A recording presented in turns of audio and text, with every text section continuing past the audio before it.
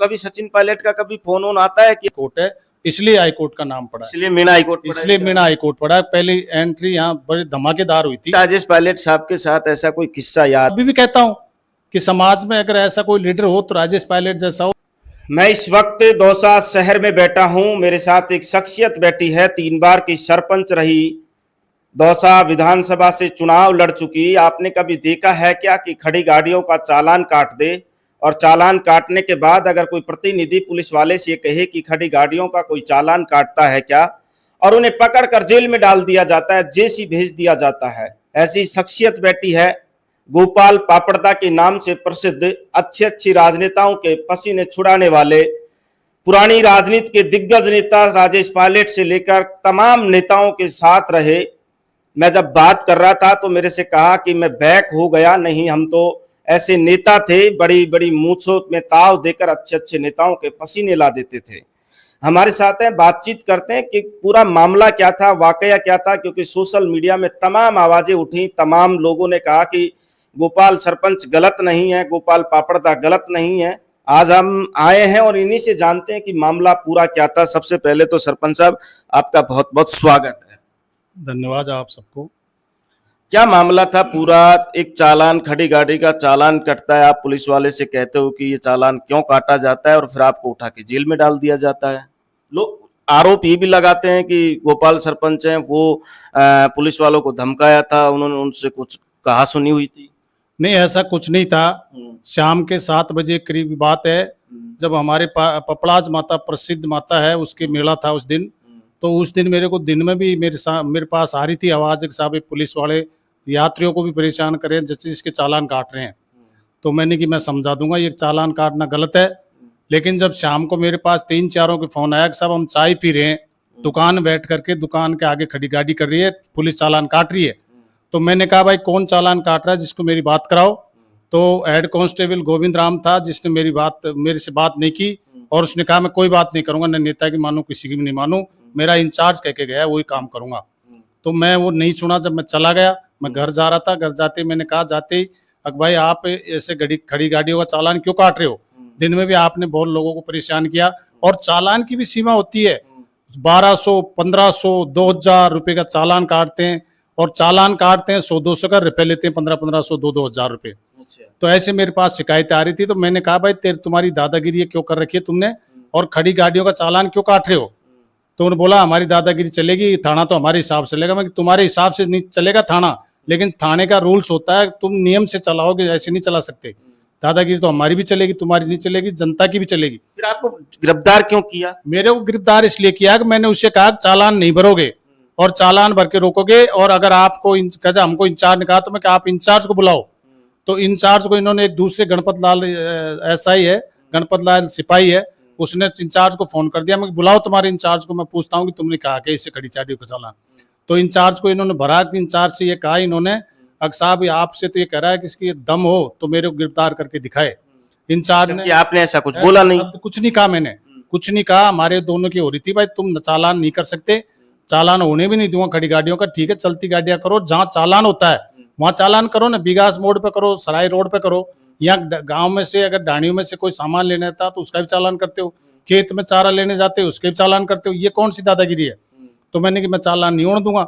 इतने में इंचार्ज को इन्होंने मिसगाइड कर दिया। इंचार्ज ने और जो थाने में पुलिस थी उस सबको बुला लिए, 15-20 जने हो गए।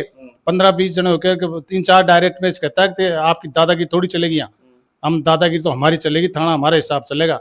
तो मैंने इंचार्ज कहा दादागिरी आपकी भी नहीं चलेगी, आप हिसाब से काम करो। खड़ी गाड़ियों का चालान काटने के लिए आपने कहा क्या? कह तुम ज्यादा बोलते हो, इसको पड़को गाड़ी में, और मेरे को आओ देखानता और गाड़ी में पड़ के ले गई, और कुछ ने कहा ले जाके बैठा दिया थाने में। मैंने कहा भाई आप मेरे को किस जुर्म में लाए हो, आप मैंने क्या किया ऐसा काम?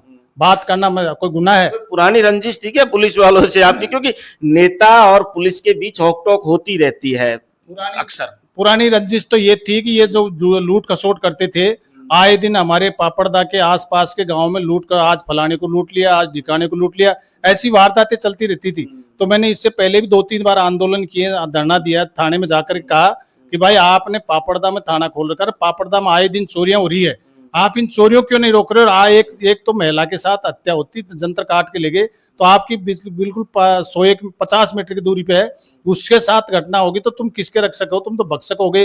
ये तुम्हारे कर्म से हो रहे हैं। यहाँ नशाखोरी ज्यादा हो रही है और दादा यहाँ नशा को व्याप्त तुम शरण देते हो, नशेड़ी घूमते रहते हैं, नशे बेचते हैं, तो तुम्हें काटू क्या हुआ? तुमने करो ये। अगर तुमने नहीं किया, पहले मैंने 5 दिन का टाइम लेकर के कहा 5 दिन का टाइम देता हूँ, 5 दिन के टाइम ऐसे नहीं हुआ तो ऐसे कई घटनाएं हुई थी। एक मृत्यु हो गई थी अहमदाबाद में, तो हमारे ढाणी का ही था, तो उससे कहा भाई आप एफआईआर दर्ज करो, एफआईआर दर्ज नहीं की, तब जाकर के ये सीओ नांगल और 4-5 थाना, रावास थाना, नांगल थाना, लवाण थाना, पापड़ा, 4-5 थाने की फोर्स लिया है और भी फोर्स आ गई, और उससे कहा कि मैं जब तक एफआईआर दर्ज नहीं होगी तब तक नहीं हटूंगा।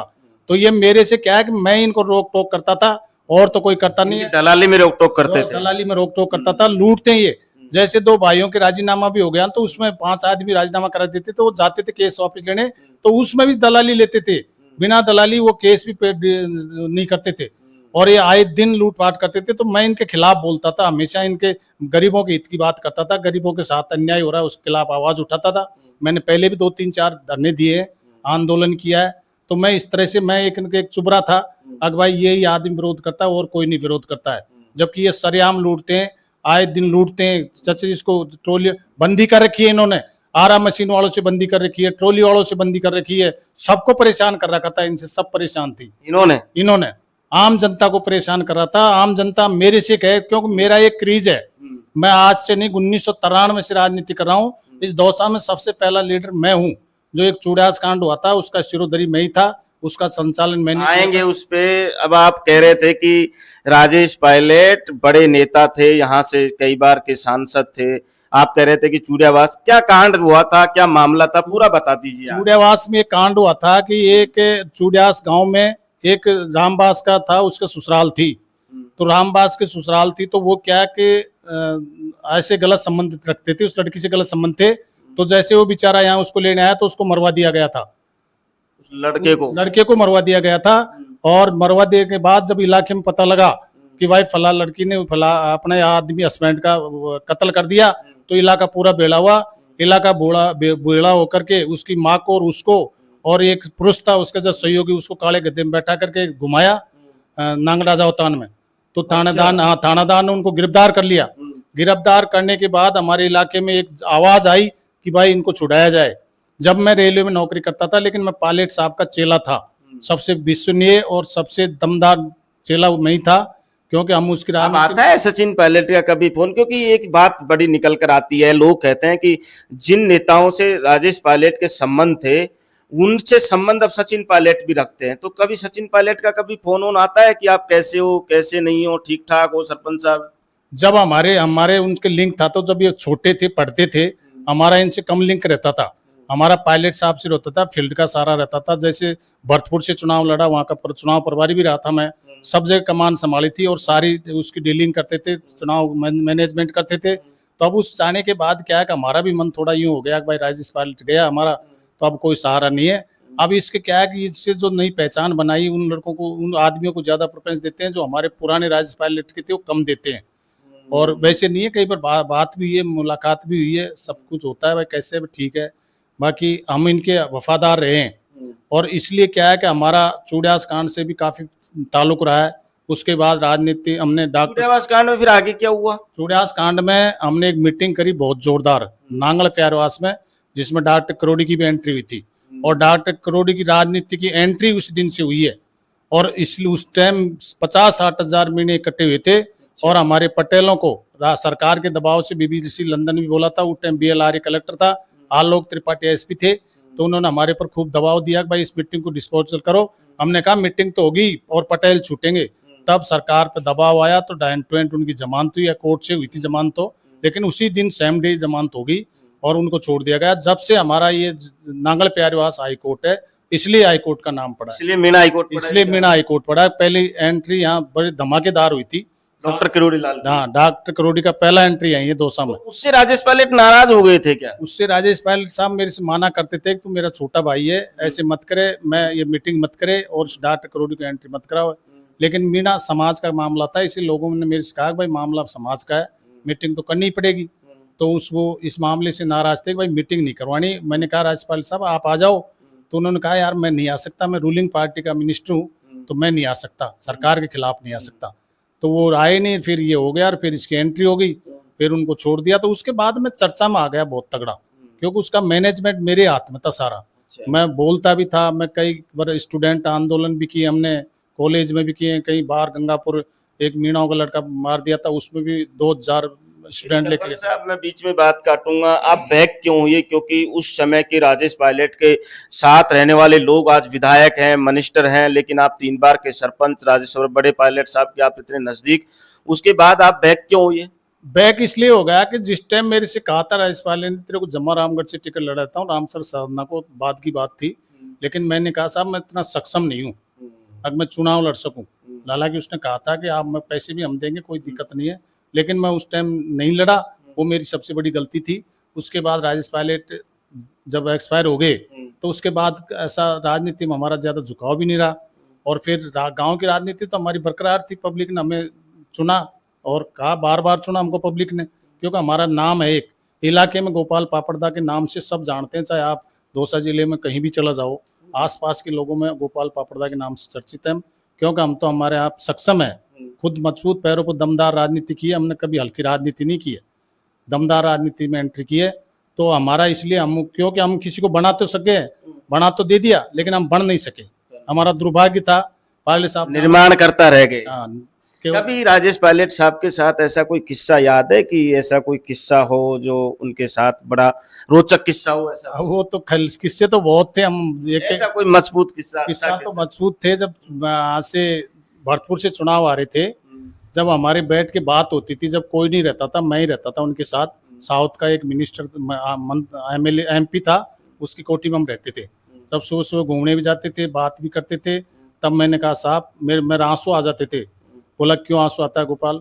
मैं कि साहब देखो, अपने जब अपन सत्ता में तो दुनिया आती है, लेकिन अब कोई नहीं आता, कि तू नहीं जानता गोपाल, अपन फिर सत्ता में आएंगे, लेकिन दुनिया सब मतलब की है, दुनिया सब सत्ता में हो तो आगे पीछे डोलती है, जब सत्ता नहीं है तो कोई नहीं। अब जो ही अपन सत्ता में आ जाएंगे, देखना आप बहुत से लोग आएंगे। तो मैं कि ये गलत है। आप उनके नजदीक रहे हो, ऐसी कोई उनकी ख्वाहिश थी जो अधूरी रह गई हो? अब उनकी तो ख्वाहिश तो बहुत सारी थी। उनकी ख्वाहिश थी भाई मैं बहुत सारे चेले पालूं और चेले पाल करके राजनीति में पैदा करूं, और राजनीति में पैदा करके वो मेरे नाम से चले और मेरा नाम ऊंचा करे। उनकी यही ख्वाहिश रहती थी, समाज के लिए भी, चेलों के लिए भी। अगर भाई ये आकर के अच्छे इंटेलिजेंट आदमी है, इंटेलिजेंट आदमी मेरा नाम रोशन करें, ये पायलट साहब के चेले हैं। तो बहुत सारी थी, लेकिन वो मन की मन में रह गई। आप जुड़े कैसे पायलट साहब से? जुड़े तो इसलिए था, मैं कॉलेज में ST SC का अध्यक्ष था, तब पायलट साहब ने ऐसे चुनाव लड़ा तो हमको तुरंत अटैक कर लिया कि भाई ये लड़का काम का है। तो हमको चुनाव में क्या उम्र रही होगी आपकी? मेरी उस टाइम में 24-25 साल होगी, शायद 23-24 साल, जवानी थे हम। बहुत सारे थे, टोडा भीम के इधर सारे लोग, हम बहुत बड़े बड़े थे, आराम से धाकड़ आदमी थे। तो जब इन्होंने चुनाव में मेरे को रमा जी के साथ रखा था, और रमा जी के साथ रहे गोपाल, तो इनको चुनाव में घुमा कर देख, छोरे जो तेरे साथी है उनसे सबसे वो करा। तो हमने उस टाइम तो गुजर भाई ये कहते थे, रे बेटा ये तो राणा है, डूम है, ये क्या करोगे? उस टाइम हमारे मीणाओं ने 100% नहीं 120% वोट दिए थे राजेश पायलट जम के साथ दिया था पहला चुनाव। ऐसा क्या कारण था कि पहली बार कोई लीडर आता है और साथ देते? ऐसा इसलिए कारण था कि हम लोग कांग्रेस से जुड़े हुए थे और उसकी विचारधारा से जुड़े हुए थे। उसकी विचारधारा बहुत अच्छी थी, उसकी मानसिकता अच्छी थी, विचारधारा अच्छे थे, और वो सबको साथ लेके चलने वाले आदमी थे। इसलिए हमने तो पहली बार ही एक्सेप्ट कर लिया था उसको कि ये नेता वास्तव में आगे देश का नाम करेगा और आगे बढ़ेगा। अब याद आता है कभी कभी? बहुत याद आता है, समय समय पर कई बार हमको रोना भी आ जाता है कि वो लीडर थे जिन्होंने समाज को, सारे समाजों को साथ लेकर के चलते थे, एक दूसरे का हमदर्दी थे, एक दूसरे को आगे बढ़ाते थे। मैं तो अभी भी कहता हूँ कि समाज में अगर ऐसा कोई लीडर हो तो राजेश पायलट जैसा हो, जिसने समाज के लोगों को बहुत आगे बढ़ाया, समाज का सबसे ज्यादा बढ़ाया और नजदीकी आदमी को बढ़ाया। ये हमारे कई लोग थे प्रधान बनने लायक नहीं थे, लेकिन पायलट साहब की देन थी, उस टाइम प्रधान बनाए थे, बहुत चाहते थे वो। सोशल वर्कर आदमी भी थे और सभी समाजों को साथ लेके चलने वाले थे।